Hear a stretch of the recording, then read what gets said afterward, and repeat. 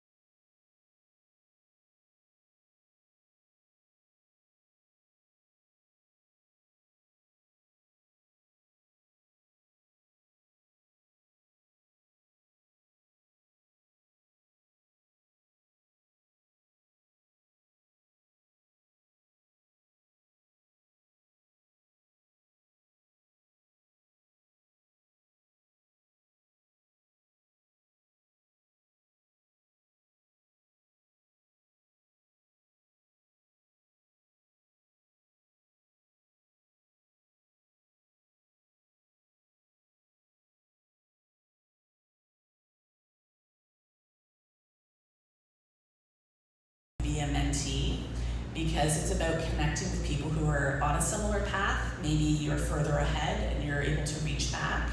I always say stay in alignment with your values. So I don't know the localization industry as well as I know the video game industry that I've been part of for the last 5 years. But for me, it means mentoring underrepresented people in my field. So that's women, game devs of color, devs who are also part of the LGBTQIA community, and just making sure that they have access to information and resources.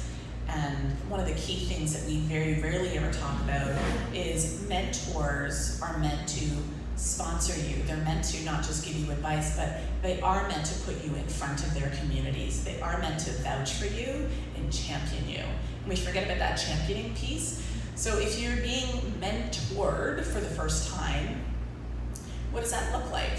That looks like, well, what does that look like? It's about setting boundaries and expectations between the two of you. How often are you gonna meet? What's that gonna look like? Are you doing it over Skype in your pajamas? You know, I'm totally cool with doing Skype chats in pajamas. Watching out, I know this seems like a bizarre thing to put on the slide, but if you happen to be paired with somebody who seems to be exhibiting signs of grooming behavior, and nobody ever wants to talk about this, but I see it in every industry, and I see it specifically in the games industry because it's 80% men, 20% women. Watch out for people who are overly effusive with their praise. It's not healthy, and sometimes it crosses that line of professionalism. You should not be spending excessive amounts of time with your mentors outside of your professional relationship. You can be friends with them, but there's a line, and we need to be very careful with that. I'm sure none of you are aware, but the Me Too movement hit the games industry 3 weeks ago. And so that's all I heard about while I was overseas. Everybody wanted to talk to the Canadian because they wanted, somebody to unload on. And what I saw was a lot of grooming behavior happening in those relationships. So critical listening skills, what does it mean to be fully present? What does it mean to be fully present? Pay attention, turn off your cell phone. Don't be thinking about your nails or hair or dog or children or a spouse or anybody else, which is hard. Sometimes we have that little voice in our head. But that time is specifically for the both of you. And whether you're talking about personal stuff, because you're allowed to talk about personal stuff in a mentor relationship, it's not all about career advancement, but just be there. I think that's like the number one thing that people have forgotten, especially in today's day and age, where, I don't know, how many of you are guilty of watching television and being on your phone at the same time? Yeah. I feel like I haven't really enjoyed television in a very long time because I'm multitasking. I used to just, you'd watch a show and you'd be really into it, but we have to learn to be more fully present for ourselves and for the conversations that we're having. Training yourself to be non-judgmental. How many here feel that they have at least a smidge of judgment in them about other people? I'll admit it. Other drivers? What's that? Other drivers? Other drivers. Well, today I was feeling a little judgmental about that. This is, especially for mentors, this is a space for you to be non-judgmental. I think the one thing that's cropped up for me for the last 2 weeks especially, we talk about privilege showing up in a lot of different areas of our life, privilege of class, privilege of education. One thing that we forget when we've moved far enough along in our work experience is that we have privilege of experience. We forget what it's like to be early on in our careers. We forget joy and curiosity because we've become jaded and bitter. I'm not always jaded and bitter, but sometimes. And let other people have their enthusiasm and let your mentees fill your cup too. Sometimes people wonder, well, what do you get out of being a mentor? I get somebody's fresh perspective on the industry, and I get to help them, and I get to champion them, and I get to push them through my network, and that feels good. It's a win-win, and it's a win for our industry as well. So it is absolutely wonderful. Mentors are meant to be fiercely loving. I care about your success, but not to be dominating or controlling. You're not guiding, you're not some sort of Svengali. You know, these are autonomous beings that you want to nurture into the world. And knowing when it's time to dissolve the relationship. So one of the things that they say, if you're going to have a formal mentor relationship, what's really useful is to set a time for a minimum of 6 months where you meet for 1 hour, whether that's over the phone or in person, and have a set agenda.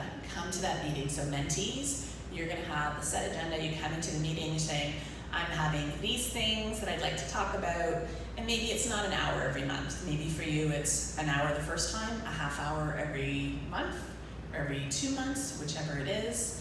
And then over time, that'll sort of naturally fade away. Or maybe you want to keep it structured for a while. Those relationships, although they formally will end, they will continue on. We have some people on our advisory committee that have been with us for the last 4 years, and they still go into rooms and champion us, even though we may only talk to them for an hour a year, because they believe in our mission and our purpose. You know, I'm sure you've all heard that know, like, trust factor. You're familiar with that? No? This whole idea that it's a sales thing. So if you really want to get them to buy into what you're doing, they've got to know you, they got to like you, they got to trust you. And how do you do that? You show up and you be consistent with whatever it is that you're doing. And for us, that's been 5 years of consistently showing up with our business, consistently showing up, being vulnerable and sharing everything that we've been going through. And that's why strangers write me ridiculously sized checks, because they want to be part of it. It's the know, like, trust, but it's the consistency of showing up. And people just think it's very magical. So I don't even know what time I'm at, but this is actually my last slide. So that's how good I am. So I want to encourage you to think about questions for your mentors that don't feel like they're too basic either. Remember, we have a little bit more experience on you. I'm happy with the gray. It shows that I have survived the years. We're meant to be here, we want to be here, and we want to be of service. So please let us be of service so that we can help you grow and be more talented in the field and to outshine us. Every single mentor should want their mentees to just surpass us. That would be our dream. So thank you.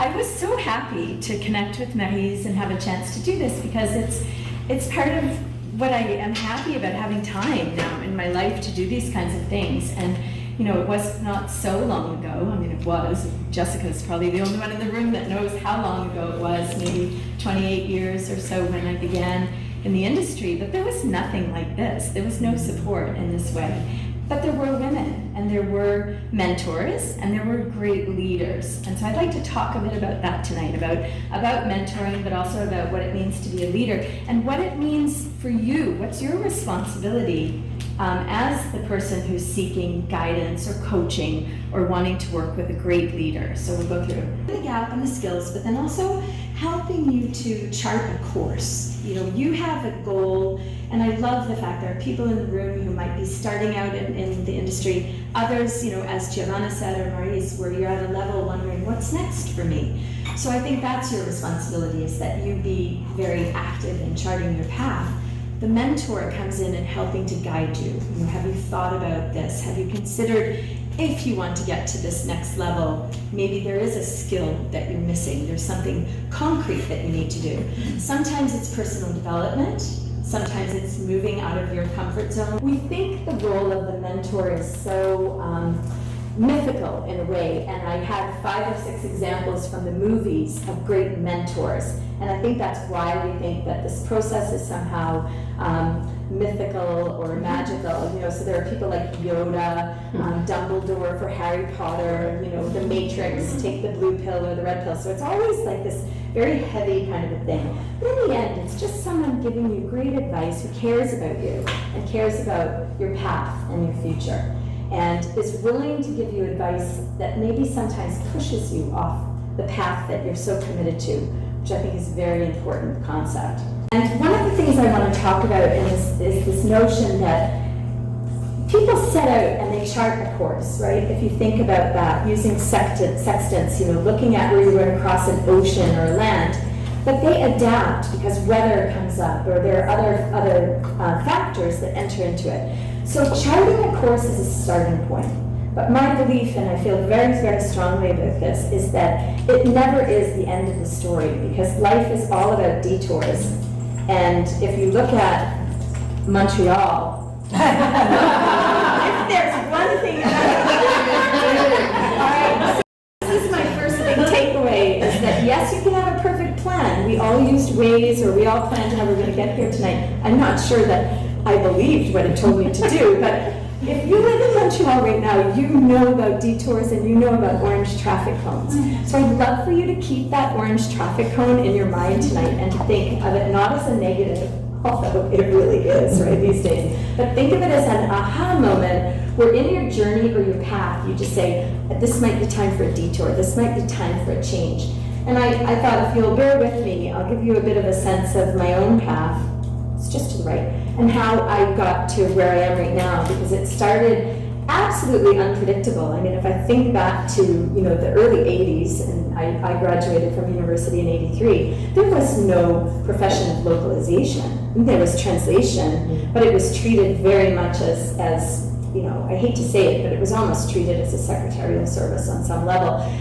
There was publishing, there really was not a lot of computing done. There were no fax machines, there were no mobile phones. I mean, none of this stuff existed. So my own background I'll walk through of linguistics, modern languages, and publishing made no sense. It didn't go together, and I had a minor in computer science programming. This seemed insane, but you just sort of wind up taking a detour, you're in the right position, and all of a sudden these become the 3 critical skills that you need for localization. So I lived in a tiny town on the ocean, near Cape Cod, so for anyone that's been down south of Boston, absolutely beautiful. My first job was working in this shop. If anyone's ever seen the movie The Witches of Eastwick with Cher, this is it. This is where it was filmed, and I worked in there. We sold lobsters in the back and antiques in the front, all right? So idyllic place to grow up, there's no doubt, but it wasn't enough. It was a little small. And I got really lucky because my first detour, after getting accepted to a prestigious American school, Dartmouth, I just thought that I had a chance and I got a scholarship. So I won a scholarship to go to Belgium for the full year in 1978 as a full student, and to immerse yourself, living with a family, going to school. The school system in Belgium is so hard. And of course I assumed I would be in French. We'd had French in school, you know, starting in grade 2. No, ik spreek Nederlands. Ik spreek vlot Nederlands. Ik was net een familie die Vlaams sprak. So I was in the northern part of the country, which was 100% Flemish, or in the more refined schools in society, it would have been Dutch. They would speak Dutch. That was a huge detour, and then I went on, and I was supposed to be an art student. I'll get to that in a moment, but I majored in languages, linguistics. I started taking Russian, German, Spanish. So of course I come back one summer, and someone, not a friend, because no friend would do this to another friend, was stuck and needed a tour bus interpreter in Boston. And I thought, how hard could that be, right? So 3 languages only, you know, in the same tour, and they dropped an English script off the night before, and I want to tell you, it was the tour bus from hell. I was like, the tour bus underground. I didn't know what I was saying. Who would? I mean, you can't translate a script overnight. I was not a native speaker of any of those languages. I would not be appropriate to translate into them. And I still to this day think about the poor German, Spanish-speaking, and French tourists who were on that bus that day. They know nothing about Boston. I mean, we're like flying through the street saying, oh, and I would say something like, there's a very large building.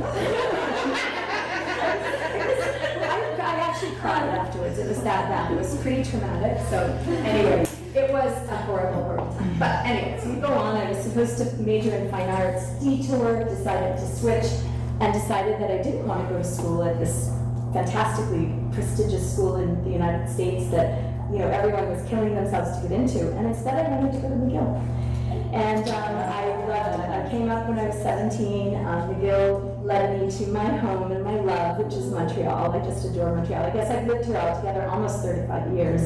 And the conversion is absolutely thorough. I am a Canadian citizen through and through. And I think that while that's very strong proof of my ties to Canada, I'm going to tell you the next one is even more. I was going to say, Habs or Bruins? No, absolutely. I do not root for the Bruins. I root for the Habs, and my dog is a Habs fan as well. So everyone in the room from Montreal knows this is a pretty big deal. So coming back from that, I got really lucky. I worked at an ad agency in San Francisco that was multilingual. I worked for the Dutch government as a research analyst. And then I got a chance and got accepted to business school, which is really, now this is the chart, right? This is the navigation path. This makes sense. It took me 2 tries to get into INSEAD. I did not get in on my first try. And I just took a detour because at the same time, I was offered the chance to work at Berlitz. And back in 1986, when I would have gone to INSEAD, your goal after MBA was to get a job as a management trainee at a big brand company. That would have been like a really big success. And so Berlitz was offering that. That's what they offered, was management training. You'll go from city to city. You'll work in operations, finance, publishing, translations, sales and marketing, and schools, right? Because it was language schools as well as translation. I thought, I'll give it a try, and if it's not if I'm not learning and growing, I can always go to INSEAD next year. I never left. I stayed 10 years. It was the most amazing company to work for. They did everything they said in terms of training you and giving you opportunity. And I had a boss who was the most extraordinary leader and mentor that I'd ever had, who supported me every step of the way and really pushed me. I also had a horrible boss later who was also a woman. I mean, women don't have the insight on being great leaders. They're not all great, but this initial woman who was based in LA, she was Danish, Anita Baumgartner, and she's just the best boss I ever had in my life. So that was very important to me. And then I detoured from Berlitz. I went to work for 4 years for AlpNet, which became later SDL. But at the time, it was a really exciting company because it was language technology. And Jaap van der Meer, who had founded Inc., he founded really the first localization companies, was someone I knew from before from the Dutch government. And I was excited to work with him for 4 years.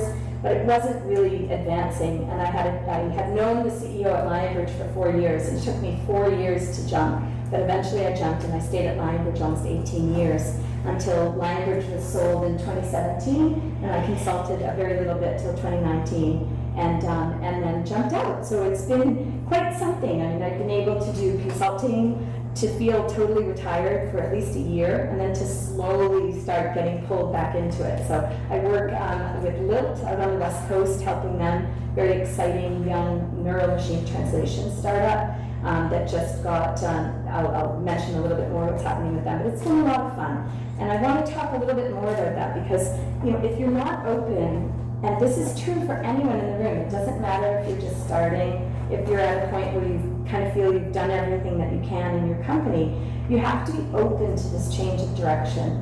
And I think for young women especially, sometimes that means that you take a step sideways.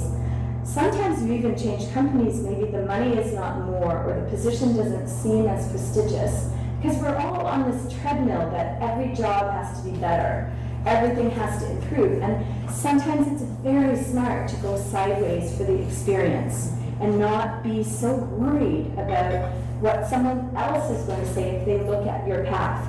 Because by the time you look at my path at the end, that looks planned. It was not planned. I mean, it was experience that unraveled and unfolded. So I feel this is very, very important, that if you don't open your eyes, you may wind up going down that wonderful path that you planned, but it may not be what gets you success or happiness or balance. So since leaving Lionbridge, I founded my own little company. I actually was so surprised because it worked. And so I got 3 or 4 clients in my first year. I'm not doing anything around translation. It's around sales and marketing and the alignment of sales and marketing, really looking at organizations' effectiveness.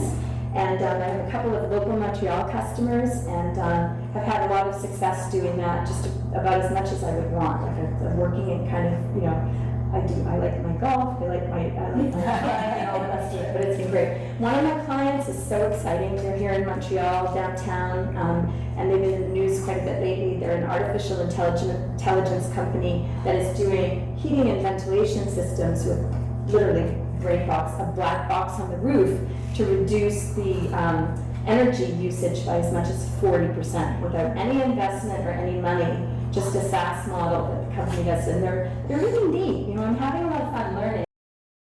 I was just named last week one of the 50, so they're number 48, but they're still in the 50 most promising artificial intelligence companies in America. And you can imagine, these guys, they're young Stanford PhDs, they're super smart, they're jumping up and down about this. This was actually pretty neat for them. So it's fun to work with them as well. They're very open-minded, they're really open to coaching and help, and it's been fun.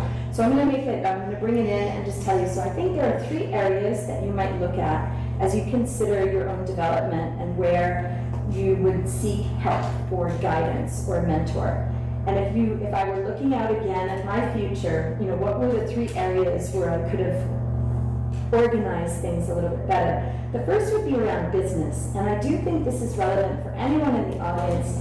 You must understand how either your company makes money, how your own small freelance operation is going to make money, or if you have a goal to maybe set up a cabinet or a medium-sized agence. And what I mean is that this is your responsibility, and it's not a dirty word. It's very important that you understand where you add value. So that exact comment, because if you don't understand, and I think it's quite specific, I really think that you have to be able to understand a profit and loss statement, a P&L, and you have to be able to understand a balance sheet. So why do I say this? Because whether you're a freelancer or you're working in a large company and you want to advance, both of these skills are crucial. Why as a freelancer? Because in a way, you are working often for a larger company, for a language services provider. And I think there's sometimes an animosity between the supplier, the LSP, the client. There's a sense of, you know, I'm doing the work and then they're taking profit and another company's taking profit.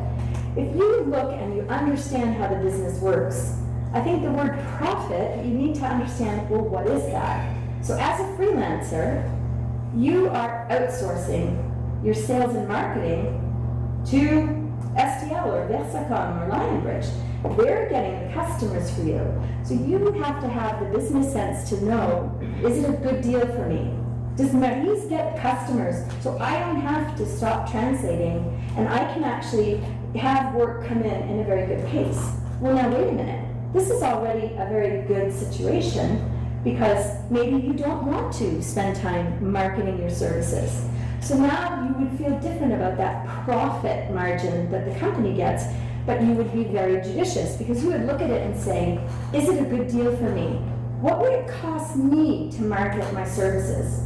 I'm working 6 days a week or 5.5 days a week as a freelancer. I make this much, I produce this many words. I would have to take a day, at least a week for meetings and you would work out the numbers, and then that would help you to be in control. Now, if you're at a higher level in a company, and to Giovanna's, you took the words right out of my mouth, if you don't know how your company makes money, you don't know that your localization efforts just opened up 3 new markets, and that the profit of the sales on those markets was X, and that you're not a cost center, although they do treat you like one. You are a revenue generation engine for that company, and you deserve to be heard. And the industry in general does such a bad job of this, that I feel as women, if you would focus on this a bit, focus on the P&L, focus on the balance sheet, you would differentiate yourselves.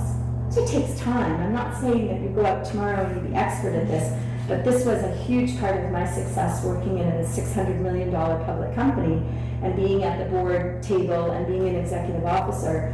I went back to school, literally and figuratively, to master finance and to be able to operate and be confident at that level. And I wasn't at first, but eventually I became very comfortable. So this, I think, is crucial. Now, how do you do it? You could do finance for non-financial managers as a course at Concordia or McGill. You could have someone sponsor you for a more expensive story, and you could do maybe a mini MBA. I mean, obviously, doing a full-blown MBA, at Desautel is going to cost, a lot. It's going to cost $67,000. But one element of this is worth it for you, and you will decide what it is. But I do think you can also do it by just having a mentor, getting to know maybe the person in your company that handles finance, understanding more about how it works. But you have to do something. You can't do nothing on this point. I think it's so important for independence and for your own worth and value later on. How will you know what to ask or what you're worth if you don't know the basics of how the business makes money? So I know I've gone on and on about that, but it's so important. And the next is leadership. And again, it does not matter to me if you're a freelancer, if you're in a company, if you're running a dynamic agency, as several of the women here are very successfully, you're a leader. But it was important to me because it was about the difference between what I would call destructive leadership, top-down leadership, non-consensual leadership, chaotic leadership, and what's called creative leadership. Choosing teams that are diverse, listening, giving people what they need, and then stepping away and letting them do a great job.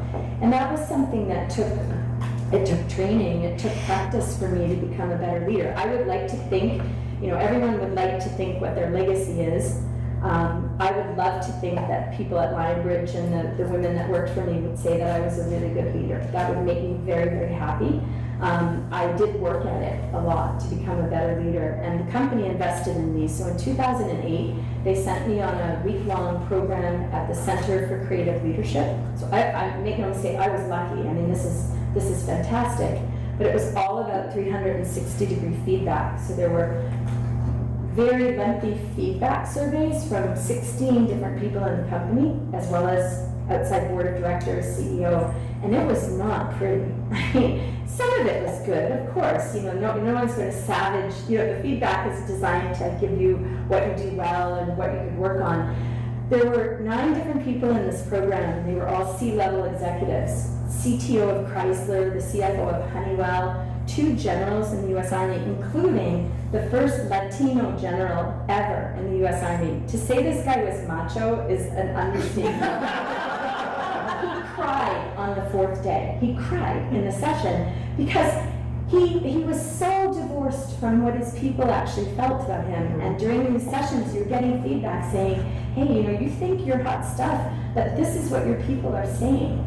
And I had very specific feedback about trust levels. I had risen really fast in the organization, and I was indispensable to our CEO, which kind of seemed like a smart idea to me, right?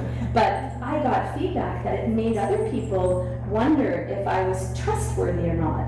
So was I part of the team, or was I interested in, ambition and elevation? That's a really hard thing to hear, and it was right. It was absolutely right. So after this program, and it was everything, it was mind, body, getting feedback and giving feedback, which is also really hard to do. I came back and I took over as general manager for the $300 million translation services business at Lionbridge. And in 2009, January, we lost almost 32% of our revenue in 3 weeks as the tech crunch just collapsed. I mean, Google, Microsoft, Apple, Compaq, Hewlett-Packard, Nokia, Motorola, can you imagine? And if I had not had this training, I don't think I would have ever been able to cope. It was one of the hardest 2 or 3 years of my career, and this leadership training helped me to be just honest, to tell people what we were going to do, and to try to be a good leader as much as you can in a tough situation. So developing your own style is really important. Figure out, how do you want people to perceive you? Are you true to yourself? And be as close to your real personality as possible. It never works if you try to be someone else. But think it through, and if someone is willing to give you feedback, know how hard it is for them to do that. It's so much easier to not give someone honest feedback. And so I think you should really try to welcome that. And then wrapping up so that we can move on, I think that the other huge lesson that I'm still working on all the time is maturity. And for me, maturity is more balance. It's about what's important, what do I want to have happen, and I wish that I had focused on this a bit more earlier in my career, when I was younger. And I think that it's both in business, recognizing, and I believe this, that you can integrate social issues, you can be a responsible leader, you can run a very profitable business and still do good things and do the right thing and give back in some way to your employees, to the community. This makes businesses better. But it's also important that you do that in your life balance. You cannot just be all in, working all the time, ambitious, trying to kind of get that next level. Because, one, you will burn out, but two, I don't know that it's that rewarding in the end. Life is more than just work. Life is the entire package, and I think it's important to remember that. I had a dream job. I mean, my gosh, I would never complain. I loved every minute of my job. But it was taking a toll. I was traveling 150,000 miles a year for almost 15 years. And I had 3 kids growing up. So something's got to give. And while it was fantastic, and I loved, the best part was getting to meet new clients and understanding their businesses, and going on site and seeing Disney or British Airways, whatever it was, and really quickly having to figure it out and do a study. I loved that. But what had to give for me was my health. And so unfortunately in 2017, when I left Lionbridge when they were sold, the main reason was that I was quite sick. And I found out on the same day that I had cancer and that my son had cancer. So how's that for like a phone call that you never want to get? And we both had situations that could be cured, which the doctors say is very rare. They love saying it, they love it. Mine was surgical, no chemo, no radiation. I'm like perfect. And my son had Hodgkin's lymphoma, which is curable, and they cured it. So I'm just telling you this because something's got to give if you don't have balance. And I think that what's so nice about women today and about business is that I don't think you have to hide your lives the way I'm looking back, what I'm talking about. When we were in business at a certain age, you had to pretend in a sense that you didn't have family, you didn't have other outside commitments, that if a boss asked you to do something, you would drop everything. Now Canada's much better than the States, and Montreal's better again than even Toronto. We're all nodding left. Yeah, I know that, right? They're insane, right, in some places. But it was different, and one of the ways to get ahead was to kind of suppress all of that and pretend that it wasn't happening. And that's not realistic. We're human beings. People have families, and if you don't have children, you have parents who might be ill or friends who need help. And I think if you just accept that, you're going to be a much better leader. You're going to either take care of your own business much better or be a better colleague. So very, very important. And for me, I feel in total balance. I do lots of physical activity. I work out. I am religious about it, like my yoga and my gym. 3 times a week for each minimum, ride my bike and all the rest. And giving back has been the other way to be in balance. So being part of Translators Without Borders was amazing. And when you see the power of Greta Thunberg and what one person can do, I had this before that to say, for me, that one person was Lori Thicke. One person, Canadian, who started Translators Without Borders in Paris. And then it grew to be this incredible, incredible positive force for good in the world. So I think that giving back is important. I've been doing, for those of you in Montreal, you probably know the Old Brewery Mission, but for homeless people. So that's a big part of my life. I run one of their big events. We just had it. We raised $262,000 for them. And they have 400,000 meals a year they serve, and they keep 3,000 people off the street. So these things make me happy now, not having my Air Canada Super Elite tag on my back. I don't care. This having time to do this kind of stuff, and then the ultimate for me, the true balance, is having time with my family, my 3 boys, and to be healthy, because of course that was very important. So I think that it's it's a long way around to say that this is very personal. Don't set a path based on what you think someone else expects from you, whether that's about your schooling or your first job or your second job.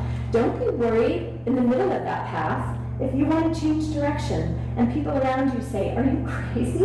Like, that's not a good job, or that's not going to pay, or that isn't going to go. If you follow your passion and you're open to feedback and coaching, it will work out. And in the end, whose respect are you looking for anyway? I would much rather have respect from someone I respect than applause from the multitude of unknown. I loved that quote when I first saw it. So I know it's been a bit touchy-feely, maybe a bit personal, but I really wanted to share that with you tonight. You know, that I think being a mentor or receiving feedback as a mentoree is a bond, it's a commitment, and both have to be open to it. So thank you so much for giving me this chance to be here.